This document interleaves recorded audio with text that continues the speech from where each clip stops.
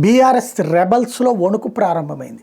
దానం దగ్గర నుంచి మిగతా బ్యాచ్ అంతా కలిసి అర్జెంటుగా దానం ఇంట్లో కూర్చుని ఇప్పుడు ఢిల్లీకి వెళ్దాం, అధిష్టానం దగ్గరికి వెళ్దాం అనుకుంటున్నారు. ఎందుకు? సుప్రీంకోర్టు తాజాగా ఇచ్చినటువంటి ఉత్తర్వులు, దాని మీద సమాధానం చెప్పాల్సిన పరిస్థితి, ఏ సర్టన్ టైం ఫ్రేమ్ లేకుండా ఇష్టం వచ్చినట్టు నడవడం కుదరదన్నటువంటి మాటలు. సుప్రీం కోర్టు నుంచి వస్తే ఖచ్చితంగా టైం ఫ్రేమ్ పెడుతుంది. టైం ఫ్రేమ్ పెడితే కనుక వీళ్ళందరూ అనర్హత వేటు పడాలి. ఆల్రెడీ నోటీసులు ఇవ్వడం జరిగింది సుప్రీంకోర్టు కోసం. ఇప్పుడు స్పీకర్ ఇచ్చినటువంటి నోటీసులకు వీళ్ళు ఏం వివరణ ఇవ్వాలి? బీఆర్ఎస్లో ఉన్నట్టు ఇవ్వాలా, లేకపోతే కాంగ్రెస్లో ఉన్నట్టు ఇవ్వాలా?